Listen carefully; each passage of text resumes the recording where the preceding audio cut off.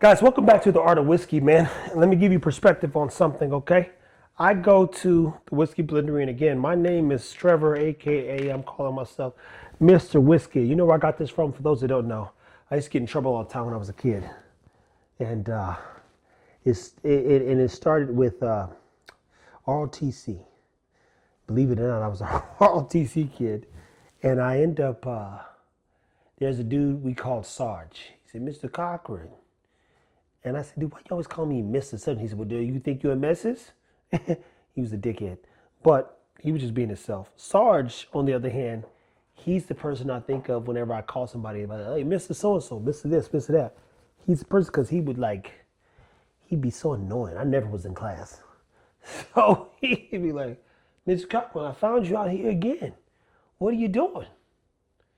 One time I was walking with this chick named L.A. I was like, "Sarge, mind my business, man." He's like, "Shouldn't you be in class?" I was like, "Shouldn't you?" "You doing in the hall? I thought you had a block around this time, buddy. That's why I hit the block. That's why I hit the strip. You should be tied up. You worry about where I'm going." But I put out there, I'm a whiskey guy who loves flavor, right? And I didn't know I love flavor. So a couple things in this episode. Let's walk you through a few blends slash bottles that kind of shaped my palate, if you would. I literally thought that when you see, look, I'm holding up 3 bottles. When you see brown liquor, you think to yourself, "Oh, all the same." Not so. Literally not so. So, as I learn more about the barrel, the flavor, the complexity, as they would say, the finishing projects, it going into this or that bottle, they blend. I mean, RC Cola is a blend that tastes like a flat RC Cola with tons of sweetness. And we're looking at 121 proof. And anymore, I don't even care about the proof. I just would tell you, don't bring me no water. But you come in here with no 90 proof and no 100, that 100, 95 and under, it's disrespect. But anywho, I get to the blendery, and the first bottle that I purchased from the blendery is a Double Jeopardy bottle. And I think I purchased like 3 of them before they were all sold out. Double Jeopardy, believe it or not, used to sit on the shelf for almost a year. And I remember Tim was telling me what he called whiskey notes. I didn't know that whiskey had notes. He said, "This has a leather, cow, whatever." I was like, "This, who want to drink leather?" Well, some people look forward to that leather and that component in their whiskey. So I said, okay, whatever. Good whiskey. Tasted the caramel, tasted the darkness. It's a super dark barrel. Boom, boom, boom. Super good. Perfect. 125. Give me 2 of them. All right. Insert me finding, I don't have the bottle around me, but orange juice. I found something called Fruit Loops. I found something called candy corn. And I remember even the first time when I called off OJ to Tim, I said, "Man, this tastes like orange juice." He was like, "Let me see." He was like this. "Oh shit, that does taste like orange juice." I was like, "Dude, I fucking know. I need a couple bottles of this." So I, in the whiskey blendery world, have been known to be the person who discovered and be like, "Trevor, that OJ, man, because I talked about it all the time. I was like, "I can't believe that there's a whiskey that came straight out of the barrel that you didn't put anything in, no additives, that tastes like fucking orange juice. This is crazy. Why does this happen?" Then you walk through the wood and the years and this and that and the barrel and the whatever. Then insert Golden Grains, another one that was there. And I'm like, this is amazing. This tastes like graham crackers. My grandmother, she's no longer with me, but her name is Dolores Bell, was. And it's funny because whiskey reminds you, when you crack a bottle, of who you're with. When I nosed Golden Grains, I remember my grandmother, we had a table, you walk into the kitchen. I don't know why they had this, but one of the chairs you couldn't even get to, but it was there. But 1, 2, 3, and my nana would be sitting there on this side of the table, and at times she would just eat graham crackers. And I always remembered that. So when I thought of graham crackers, this reminded me of her technically. And that was in itself was kind of inspiring. I said, "Dude, why does this taste like this?" And he goes, "This was Amburana finish." Now I know that people either hate or love Amburana. At the time, I was really hip to sweet stuff. But because I've been a part of the Blender's journey now and learning about depth of of whiskey in terms of flavor and year and age. I think the Barton barrels, the 18-year Barton, changed a little bit of my palate because it began to make more sense in tasting the old dusty funk that comes from some of the older young whiskeys. For instance, if I'm drinking a Austin Nichols Wild Turkey Christmas edition, that tastes a lot different, even at lower proof, than a new Wild Turkey that's rare. Like, let me put it like this. I think Russell's 15 is a turkey product, but if Russell's 15 came out in 2029 or 2020, it just doesn't taste the same. Point is, that's when flavor began to make sense. And so now I'm like on this search for flavor and complexity and ways in which I could tell my story. And Golden Grains was probably the second bottle, if not the first, technically, that got me excited. So we bottled the General. Hey, that's coming back. Didn't know what was going on. Interesting. Then you turn around and we bottle, well, Tim already has Golden Grains. As Golden Grains comes to its end, he gives us, he says, there's like 4 left. I was like, give me 2. Jamarcus bought the other 2. Then you turn around and I find a couple things, because it's different days when we're doing content. I got a barrel dig. So when I'm digging in barrels, I've got to find some stuff that's either unique or interesting to me, and just have fun getting Tim to teach us all about whiskey and the barrel and the journey. We found Schnozberry Blueberry in one of the recent barrels, and that fucking Schnozberry was, whoo! That blueberry in that whiskey was just like, it shows up that day. Tim doesn't touch it. We open it and it tastes like blue. He's got one that tastes like grape nerds. He's got one to me that tastes like a sweet grapefruit right now. And I keep going back to it in a few videos. You ever see me in the past whiskey blending videos? I'm digging in that same barrel trying to see, hey, there's going to be a day where it like, yep, time to take 2 of these home. Point is, I then try something because now I've got hooked on Aberana. Aberana, because Tim hates it, he finds that sweet spot for it, so it's unique. 1911. This guy has a Patreon. Insert syndicate, insert. This guy does guns. You know what a 1911 is. I'm probably going to purchase one of these days. But it's this Miracle on 1911th Street. And this was one of my favorite pours. I waited a whole year to open this thing. Like, I'm not opening this ever. Christmas came. I said, you know what? I'm opening it for some folks. The sad part is my palate's matured so much since this no longer is good to me. Now, it's not bad. We're going to drink it. But it's not like, I'm so glad I waited. If anything, it's a reminder to drink it when it's like there. Like when you're excited about it and it makes sense and it tastes good, crack that fucking whiskey and drink it, man. Do not hold on to it. You can't take none of this to the grave. Denzel said it best. You've never seen whatever. I think he said Paul Bear's chasing a coffin. Something like that. Nobody's chasing no coffins, man. And they ain't gonna be chasing yours neither. You will be remembered and forgotten in the same day because life is gonna go on. So I put up a stag, young man that Buck knows, who plays in the Special Olympics, basketball overseas even. And he said, man, I got me some 2019 stag. I've been waiting for the right occasion to open it. I told him, as I'm telling y'all right now, boy, you better open that right now and drink it and let that go, man. You being alive is an occasion. Enjoy it. Because, and this for me, to be clear, 1911, super good pour, Aberana finish, done correctly. I love sweet stuff. A little too sweet for me now, but it's a good pour. Tastes like a Christmas cookie in a bottle. I should have drank this when it like had the story that I was excited about. Now I'm like, now I'm curious about what's next. Not just from a whiskey place, but what else I'm going to learn, which is why I'm sharing with you my journey. So we start off at the General. We get to Golden Grains. I come across this and go, wow, this is exciting. And then shout out to Richard, we call him the Wizard. He blended something called RC Cola. And you know, again, I'm a skeptic. The whole time, like, this is no fucking RC Cola. What the fuck? What do you mean you blended this? This is ridiculous. Bruh. RC Cola in a bottle. So what I've learned now more than everything is flavor's everything. The truth is not in the proof, it's in the experience, and even more importantly, the care that went into it, to say the least. There have only been a few bottles at the blendery that I felt I have to have. One of the last bottles that I had to purchase, well, I get a couple bottles a month now, was WB root beer. We had just come back from Kentucky, and I thought to myself, it's over. Good. I've drank enough whiskey for a lifetime, and I didn't even drink half as much as they did. Man, I got back, and they put WB root beer on a bottle.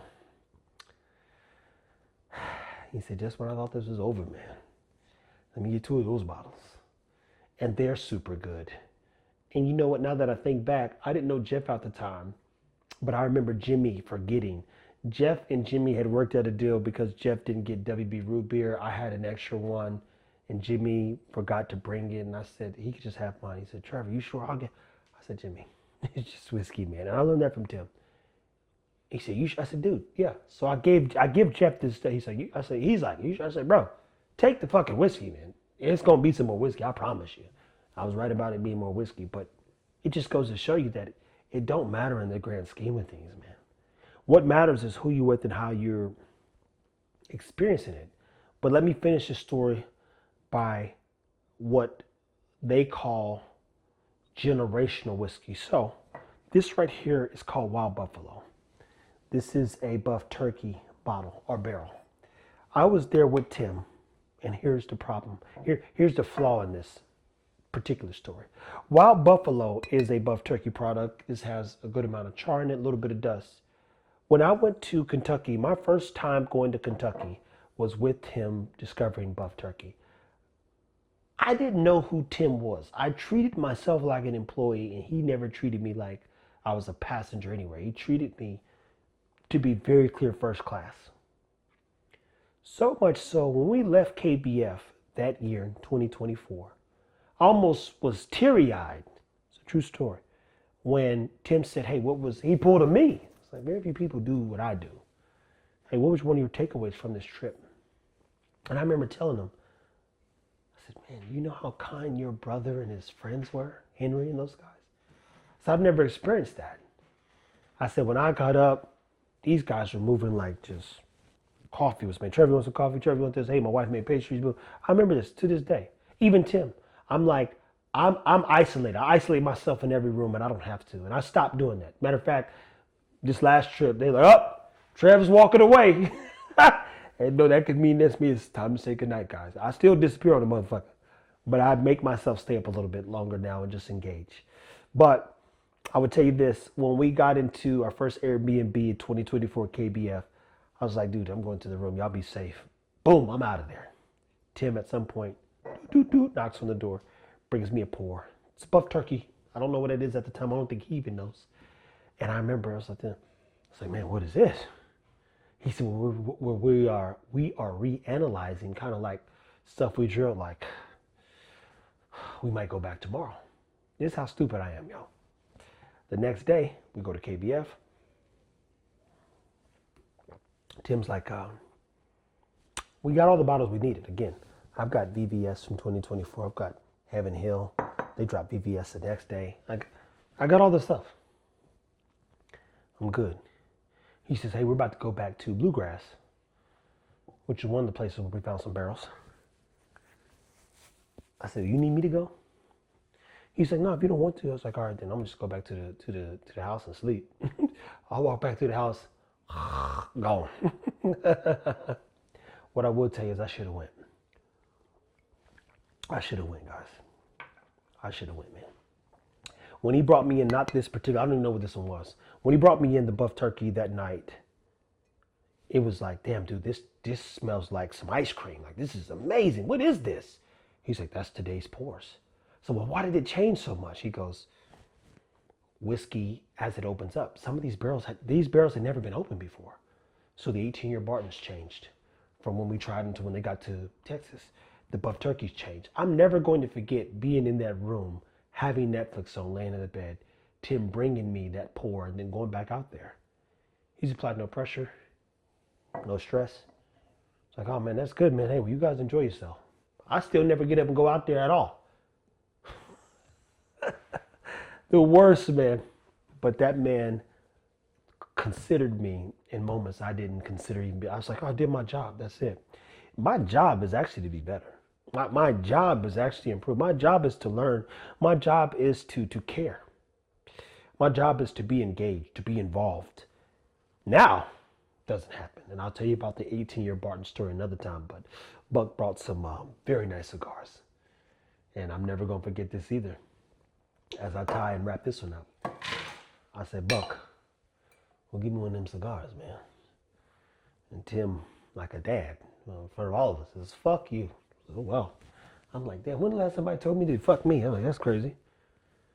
He said, nobody's eating spicy food or smoking a cigar before we go to try these new barrels. He said, people like your opinion too, Trev, so you don't get to blow your palate the night before. I'm like, fuck, dude. Fuck, man, I came to shoot. Still thinking linear. I would tell you this, man. The Blendery has made me a better person. And I'm not just saying, I think some people probably hear this stuff about the Blendery and Tim. I'm literally going to walk you through why we're here. I believe the art of whiskey is going to be important. It's nostalgic for me because if I had recorded the conversation with Ruben Paredes, I said, Ruben, people that try to get Ruben to do interviews for years, and he would never do it. And I told Ruben, I said, Ruben, I need your help. I just met him. You're a very smart person, and what you know needs to exist in the universe, and I would love your assistance. He says, all right, Trev, I'll do it. Wasn't a hard sell. That was that. I was able to capture Ruben's story and him empower me and many others because I said, this has to exist, Ruben. This part of the story, guys, it has to exist. When I think of building a second page out or making sure we highlight the art of whiskey, the art of it is me learning how to bring people together, how to be a part of amazing barrel picks, enjoying the journey, telling amazing stories, drinking good whiskey, having friendships, building communities, cooking amazing food, starting small businesses, bringing businesses together. That is the art of whiskey, believe it or not. There's no scene, if you are a Suits fan to any great movie, 9 out of 10 times, there's a pour in those stories. And whether it be Brandy or I was watching, I have to go find it, but I was watching a TV show a little while ago, and it was like, it wasn't The Landman, it was something else. But basically, they poured, this woman got a pour of Michter's 25. And then the guy goes, do you fucking know what that is? It's a fucking such and such bottle. I go, I know what that is. I didn't. But think about how many times you've seen brown liquor in scenes of stories and movies and other TV shows. It's a conduit to calming the fuck down and getting some shit done.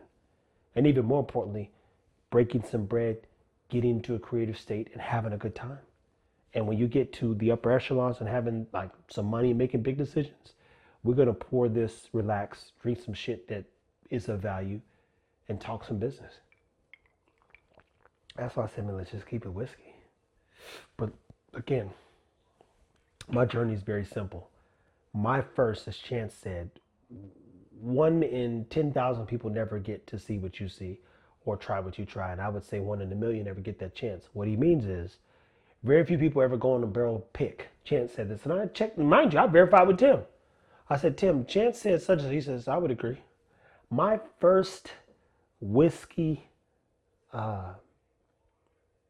traveling journey, first time I ever go on a whiskey barrel pick, was not a barrel pick, it was a barrel selection. Not only was it barrel selection, it was whiskey that was a part of what they call generational whiskey.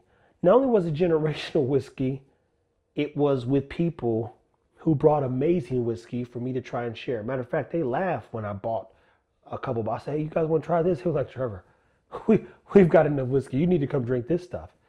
I wish I would have took pictures, man, because I promise you, now I know what's going on. I'm like, they all had good whiskey. They whiskey fanatics. And I didn't even know what was going on then. Sometimes I still don't. Point is, I get phone calls from Buck, Henry, when I'm with Chris Hughes, Timmy, all of them. It's an amazing time, but it's all based in flavor and people. Got to have some good flavor. Got to have some amazing people. I've seen and been a part of now 3 barrel selections. Kentucky 3 or 4 times. 2 Kentucky Bourbon Fest. And you know what's crazy? And I'll have Jamarcus at one point chime in. I told every one of these motherfuckers to get their ticket moons before tickets ran out 2 years ago. Right or wrong? Right. Yeah. I don't even understand. I was just saying, I told you guys in year one to like get your tickets and when to get them, sent you all the links. Yeah. The only thing is, I got my KBM ticket. I didn't get my plane ticket in time. See what I'm saying? So mind you, they know when I say something, oh, I did it. Like, and then I reminded them. I'm like, hey, don't forget, KBF's a thing. And this one we had more help, so he could have really went that year. Dogs could have been saved. You'd have had help, bruh. You could have went that first year. You see what I'm saying? Oh, trust me, I know. And I still try to buy my ticket up until the like. It just got too expensive. It was like $700, like $800. It's Now, crazy. I'm gonna tell you this. We're gonna talk about that. That's a whole nother video. But point is, guys, my first Kentucky trip was a barrel selection. It was with Tim and his amazing friends and associates and family, hence his brother. I now know the power of flavor. I now know the power of community. I know the power of patience and why history, whiskey, heritage, all this stuff matters. You got to lay something down 10 years prior and pray that it works out. If it doesn't work out, it's bad whiskey. There's nothing worse than throwing money in the trash. Like you don't even, I don't even want to have enough money to throw in the trash, but the goal is to get there one day. But why would I trash it if I could invest it or do something charitable and enrich somebody's life? Point is, my whiskey journey, as you see, is like one bottle at a time, one perspective at a time. I started with needing and enjoying super sweet things and now understanding that there's texture, complexity, and history in every pour. And that comes from people like Richard, like Tim, who are telling amazing stories through whiskey and pairings and so forth and so on. So, as I said before, guys, keep it whiskey. You're here at the Art of Whiskey. Follow the Whiskey Blendery because we're nothing without those guys. I'm a part of Tim's long-term journey. I'm not going anywhere. We have some big dreams, some high hopes, and a lot of goals. And we're gonna drink whiskey until we sell every last one of them, man. Until next time.